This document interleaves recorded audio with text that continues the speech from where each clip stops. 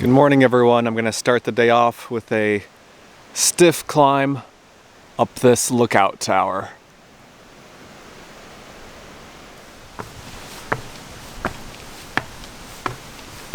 I thought this would be an appropriate way to start the day and we can get our bearings up on top here. I've never been to this area before, so I'm excited to see it, excited to show it with you guys, share it with you guys, show it to you guys. And it is a beautiful morning. I'm up here just about 10 minutes after sunrise. Ooh, it's cold and windy up here above the trees. I am in the St. Francis Mountains. This is a sub-range of the Ozarks. I'm in eastern Missouri, kind of southeastern Missouri. What a beautiful morning, what a beautiful place.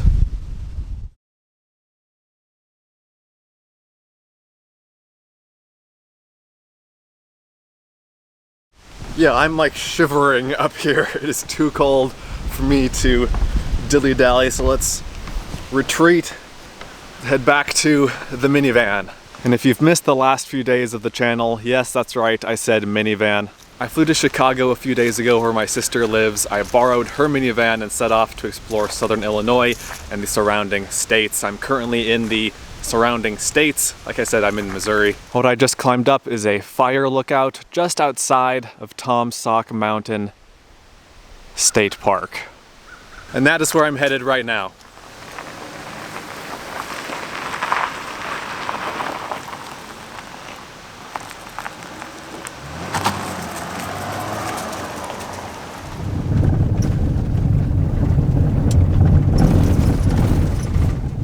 And then just a few minutes into the park here, we have another overlook, viewpoint, viewing area, vista, whatever you want to call it.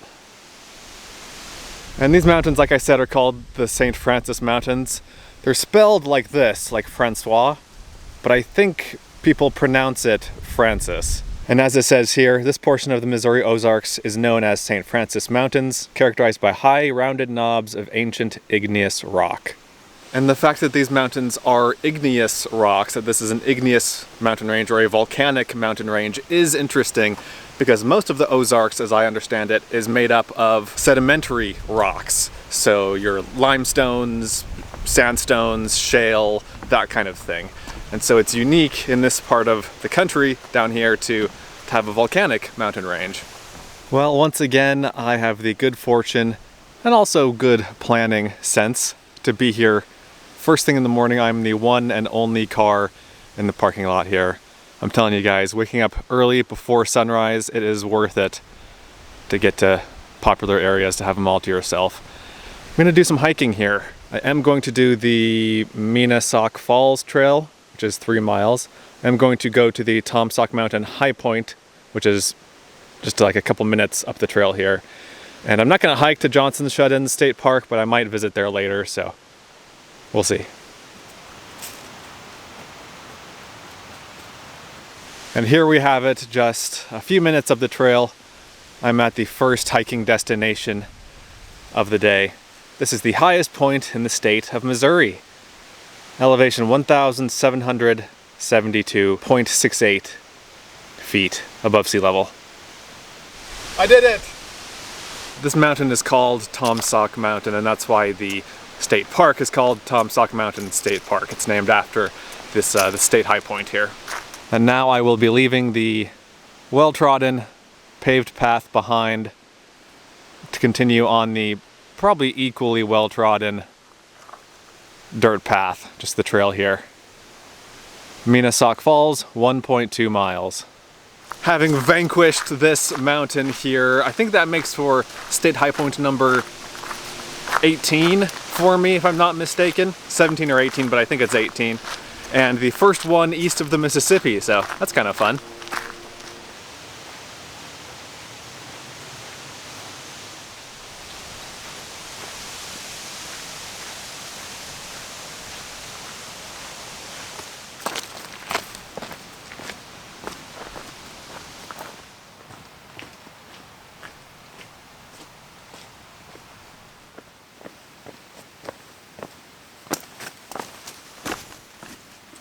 Well, I'm very close. I'm 100 feet from the waterfall, to be exact. I can hear it. It doesn't sound especially powerful or full or forceful right now. I don't think there's a ton of water in it, but at least it's running. Here's the creek at the top of the falls.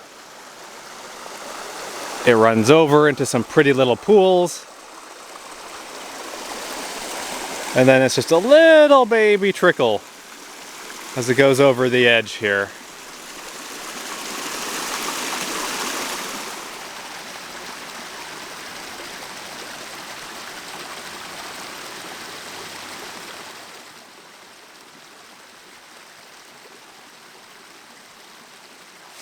So it seems like the waterfall is in several different layers, several different stages, several different sections. This is the kind of the uppermost section.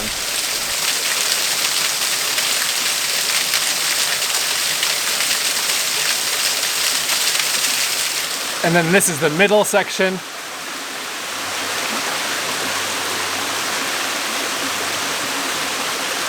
Here's the next little drop off. It's only 8 or 10 feet high, but I can see basically the entire waterfall from here now. That's the section I was just at, and that's the uppermost section. And then below me here, there's a decently tall section. I mean, this is 20 or 30 feet long right here. And then a final little vertical cliff band at the very bottom.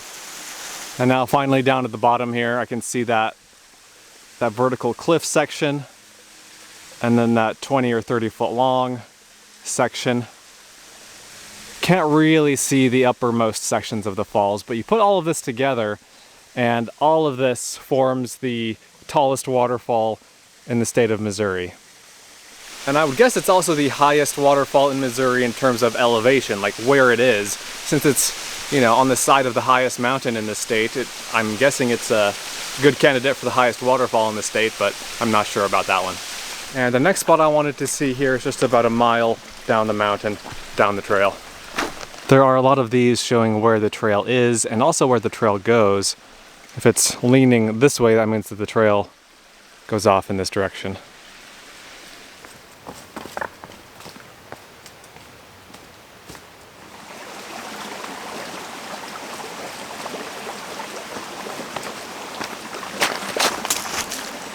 I can see why this is a popular and well-regarded area for hiking and backpacking. It's really pleasant. I'm guessing that in the summer it's probably pretty warm and stifling a little bit, but I'm here in the fall. You'll be seeing this a couple months later. It's just beautiful. The weather is perfect. It's nice and cool. I'm not sweating, I don't think. And it's just really, really nice. And I'm at the destination that I've been heading toward for the last mile. This is called Devil's Tollgate.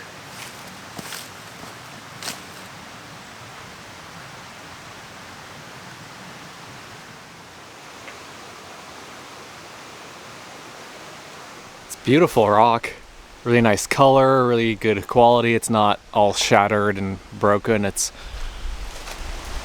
in one piece. It's impressive.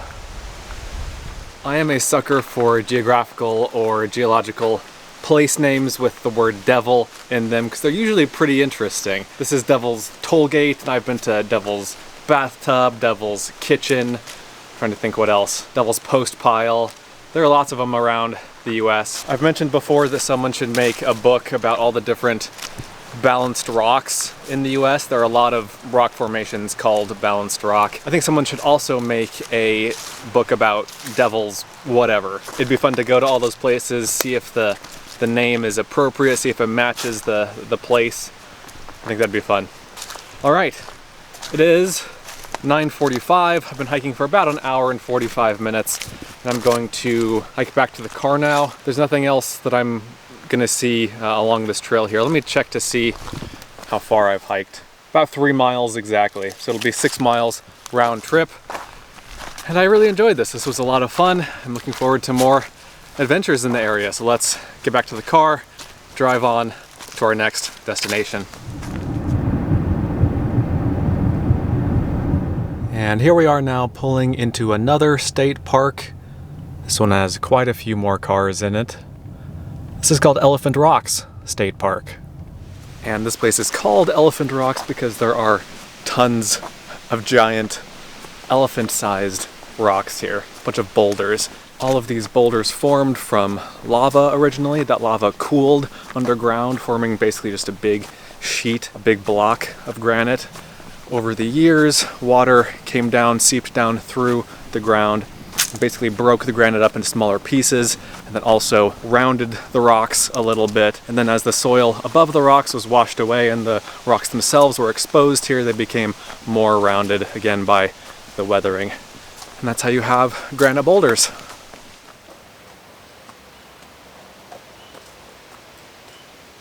There are these occasional mats of astroturf along the trail. I'm not entirely sure why. Is that to just like clean the sand and dirt off your shoes, or is there some other purpose? I'm not sure. Let me know if you know. Now this is pretty cool. This is the area that I've seen pictures of. Just giant boulders. Again, elephant-sized rocks. I mean, this is bigger than an elephant. Just on top of a bare granite slab here. And also, there are several inscriptions by some miners who used to be in the area, who used to live in the area and work in the area, or quarriers, people who would quarry out the granite. And it's all over the rock here.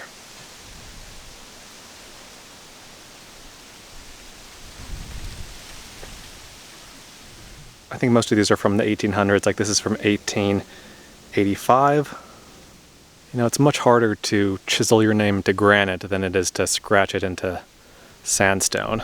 Granite is a very hard rock.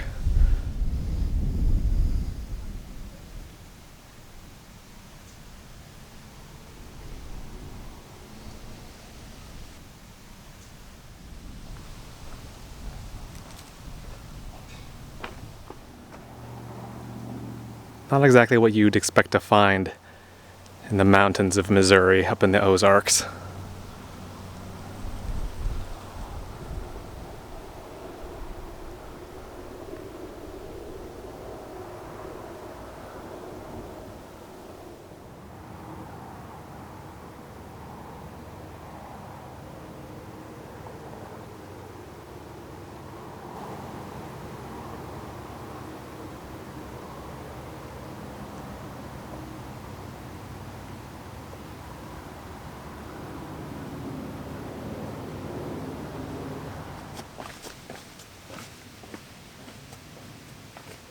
This paved pathway here that I've been walking on, it goes around the Elephant Rocks complex, I guess you could call it. It's about a mile long, I think 0.9 miles or 1 mile, somewhere in that range.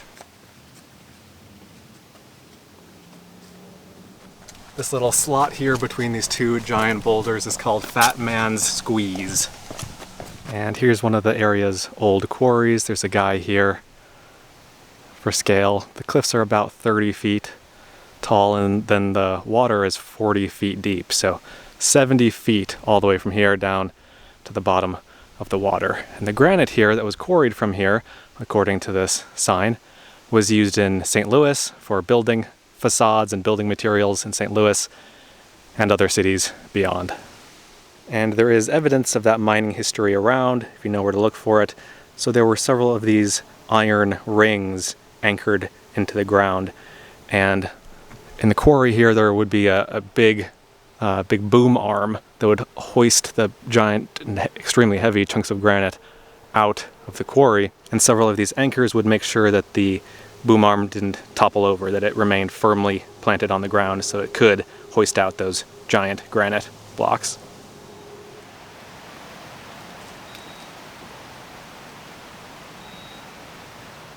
That was a really fun trail. I enjoyed that. It took me about an hour to hike the Braille Trail and then wander around among the boulders, and I had a great time. It was a beautiful area. I'm glad I did that.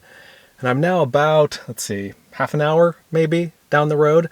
I'm at the park that I mentioned briefly earlier in the video. It's called Johnson's Shutins State Park. Now, this is not the ideal time of year to come to this park. Well, I guess that depends on, on what you're interested in. So basically, I saw this described as a natural water park. There's a river, and then there are lots of little rocks in the river that create these small little isolated pools and just, little channels in the river. And it's apparently a super popular place to hang out in the summer and, hang out in your own little soaking pool in the river and, tube down the river and all that good stuff. It is fall. Like I said, it is chilly outside. The water, I'm guessing, is super chilly. And so if you're interested in coming here to play in the water, it's not great. But the upside is that there are 2 other cars in the parking lot here. If I were to come here in the summer, I'm guessing this parking lot would be entirely full. This would be a madhouse. So I'm happy that I'm here when there are a few other people. Let's go. I'm not going to spend a ton of time here. I'm just going to go down to the water, look at the shut-ins, and then get back on the road. And as I understand it, shut-ins are like narrow spots in the river where the river is shut in, is constricted. And so that's why it's called Johnson's Shut-ins State Park.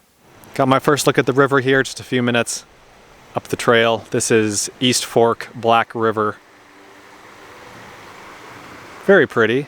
But I think the interesting stuff with all the rocks is down this way.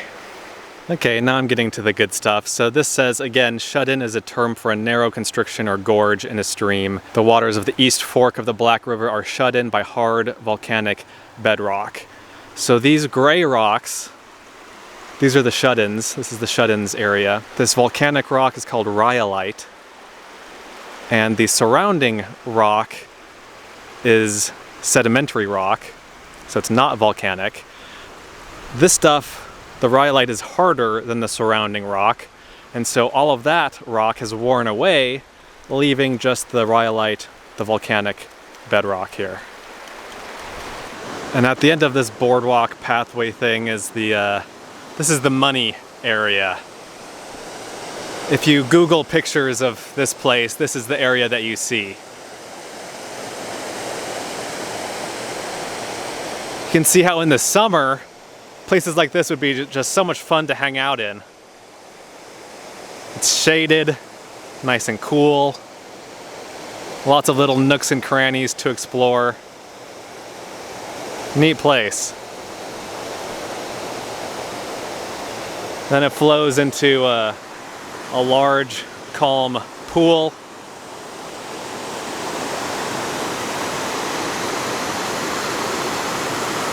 And continues on downstream from there.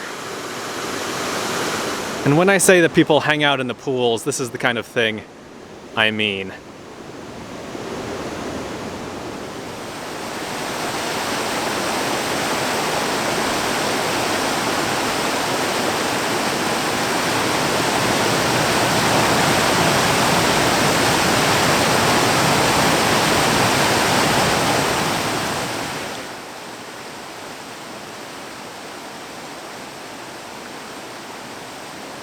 Really neat spot. I'm glad I came here. It was a fun little detour, and it took 10 minutes to walk here, maybe from the parking lot. And I now have about an hour of driving. I'm gonna continue to drive west, and let's see, it's about 2 o'clock. There's one more thing I want to see today. That's the thing that's an hour away to the west, and then I need to find a place to have dinner.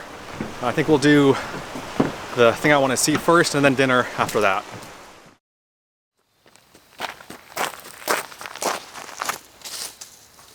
Welcome to the final destination of the day that isn't food related or a campsite. This beautiful spot here is an old mill. It's called Dillard Mill. It was a grist mill operating from about 1900 to 1950, or to the 50s. And this area is Dillard Mill State Historic Site.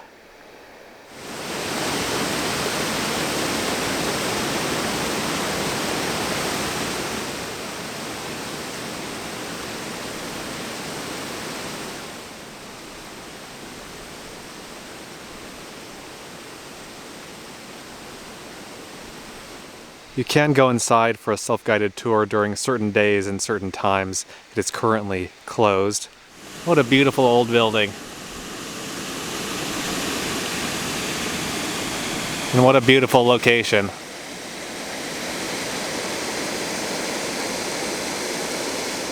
I have to say, I've been really impressed with Missouri so far. It's a really beautiful state, at least the parts of it that I've seen.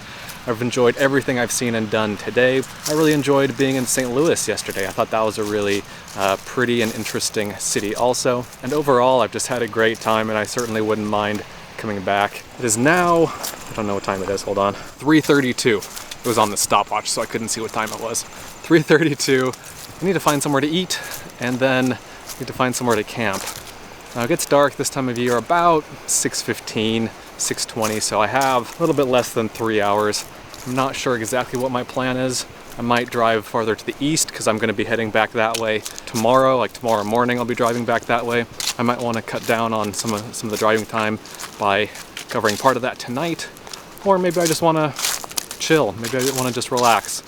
I'm not sure. I need to get back to the car, drive to the closest nearby town here, do some research on my phone, do some poking around. I don't get service here, or very good service here, so let me do that and I will fill you guys in as I have something to inform you about.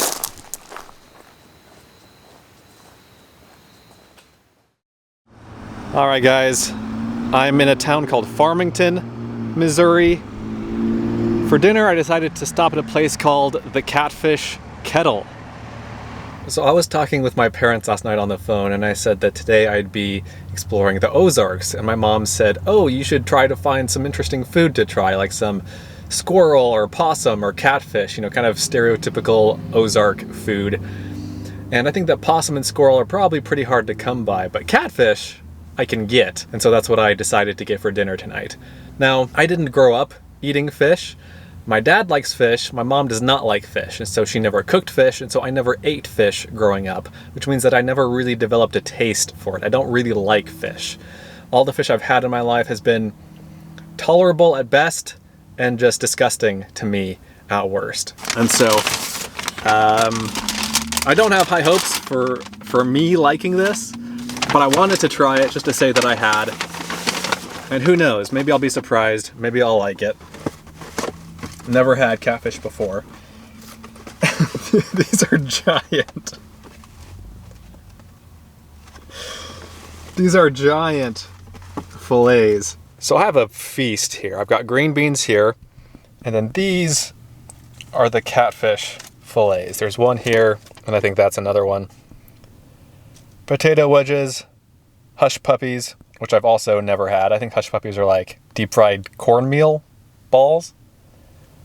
So there's this, and then I also got this for dessert. This is, I think she called it tuxedo cheesecake or tuxedo cake or pie or something. Let's dig in. Let's try the catfish first. I'm kind of a picky eater, but I am an adventurous eater. I'll try anything, but I don't like most things. So here I've got some catfish, nice and steamy.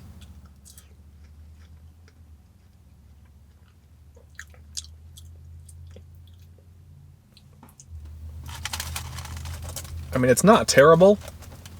I can see how if you liked fish, this would be good. But it is fishy. Yeah, I'm not... I'll have a few more bites, but that's not for me. Let's try one of the hush puppies.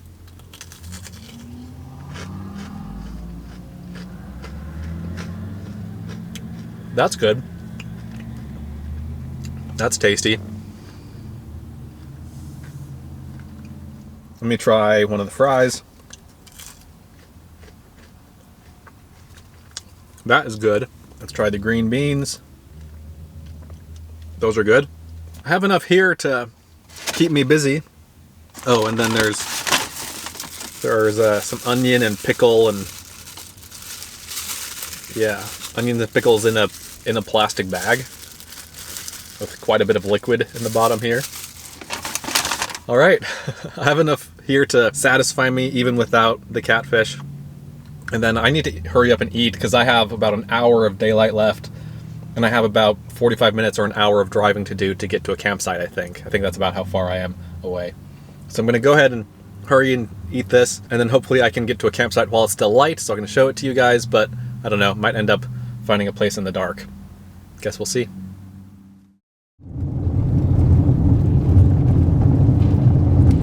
Well, you win some, you lose some. I'm trying to access some national forest, but I've reached a river that I'm not going to try to ford in my sister's minivan. So looks like I'll be looking for a place to camp in the dark on some other road. All right, guys, it is after sunset, but I have found a campsite. It's not great. It's basically just a little pull out on the side of a Forest Service road, but that's all I need. That'll do for tonight. Well, looks like we are ending the day once again inside of the minivan. Whew. Long day. But again, I had a great time. I'm really enjoying this trip. I get a kick out of finding all these new places, you know, new to me. I know these are pretty famous and popular places that I'm finding here. This isn't requiring any great research skills, you know, travel planning skills, but it's all new to me, and so I'm having a really good time. And I hope you guys enjoyed the video too. Let me know what you think. Let me know if you have any questions, and let me know what your favorite part was. I've got some tidying up, some housekeeping to do here tonight, so I'm gonna busy myself with that while I watch some downloaded YouTube videos. Thanks again for watching, and I'll see you guys in the next one. Be sure to check out Adventure Know-How, my new site, where you can gain access to a map of all of my free campsites, plus monthly bonus videos that you won't find anywhere else. Learn more at adventureknowhow.com. And for links to everything else SUV RVing related, visit suvrving.com. Links to these sites and more will be in the video description.